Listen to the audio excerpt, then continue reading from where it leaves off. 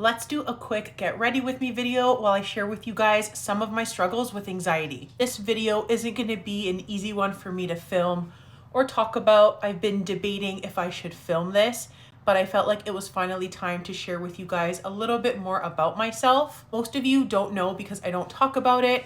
My journey with anxiety began with selective mutism. And if you don't know what that is, it's basically, I believe it's a form of anxiety only in children where you struggle with speaking in public or you struggle with speaking with people that you don't feel comfortable with. So basically, I was perfectly fine with speaking with my parents or really close relatives. I would not speak to any other adults. And I even struggled with speaking with some males in my family. I don't know why specifically males, but that's just how it was. So basically, I could talk freely at home. I was myself. I was energetic, outgoing. In public and with people I didn't feel comfortable with, I would not speak at all. And I don't mean like I would whisper or anything like that. I literally wouldn't talk. And you can imagine how hard that is for a kid who's going to school. So I can just remember going to school and being so scared that somebody would ask me a question or somebody would try to talk to me, whether it was kids or teachers. I just would not speak. And I'm pretty sure my first memory of me speaking in school was in the 3rd grade. Of course, back then, this is over 30 years ago, nobody really knew much about this. I don't even think my parents knew the name. Now I know that it's selective mutism. And I don't even think the doctors understood what it was. I think they told my parents that I would just eventually outgrow it, which luckily I did. I don't know if it's the same for other people. I do remember in school, they got me a speech pathologist because I think they thought that I had an issue with my speech, which like I said, I definitely didn't. Like I could speak how I'm speaking to you guys now at home. And I just remember always laughing at home and being so excited. And then in public, I was just completely mute. And just the thought of having to speak to somebody that I didn't want to speak to was so scary. I can say that I can't even describe the feeling, but knowing now as an adult, that was definitely anxiety. I just had no way of expressing myself. And mental health wasn't understood as well as it is now. So especially when I'd get like a substitute teacher, they would try to force me into speaking. I've had a teacher basically embarrass me in front of the class, saying that I would never amount to anything or that I would never be successful. There was just so many things that looking back would not be acceptable today that would happen to me in school.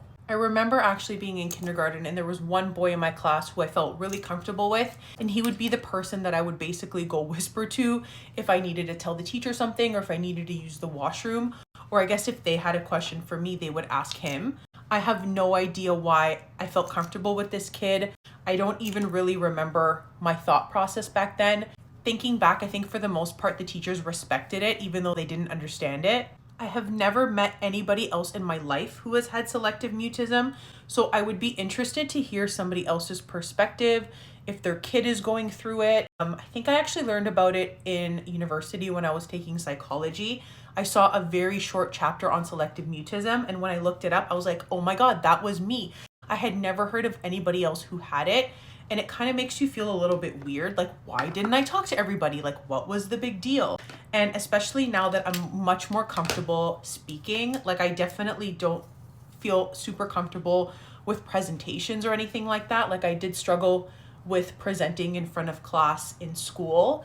But I think making makeup videos and speaking to a camera has really helped me be a lot more confident in speaking and helped me basically open up and express myself better. I don't think I've ever been really confident in expressing how I feel. I mentioned this earlier, but I just wanted to touch upon the fact that eventually I outgrew it. Really don't know why I started speaking. I don't know if my memory is accurate, but I feel like I remember walking into the 3rd grade and just being like, I'm gonna talk and people are not gonna label me as like the mute girl or the girl with no tongue. Like there was a rumor that I didn't even have a tongue. Somebody made up that rumor. And it was definitely embarrassing, like always having to be the person that they're like, oh yeah, she doesn't talk, or there's something wrong with her, or whatever they wanted to say about me. Like I definitely didn't like the stigma around it. But yeah, what I wanted to say is if you know somebody or a child who's struggling with selective mutism, there's definitely hope, especially I think if they get some sort of therapy or treatment, whatever that looks like. And obviously, I've struggled with anxiety my whole life, if you didn't know. So I didn't get the help I needed when I was young. So it's manifested into other forms of anxiety, which I can talk about in a different video. But yeah, that's basically it. If you guys want to know more about selective mutism or more about my story, please let me know in the comments.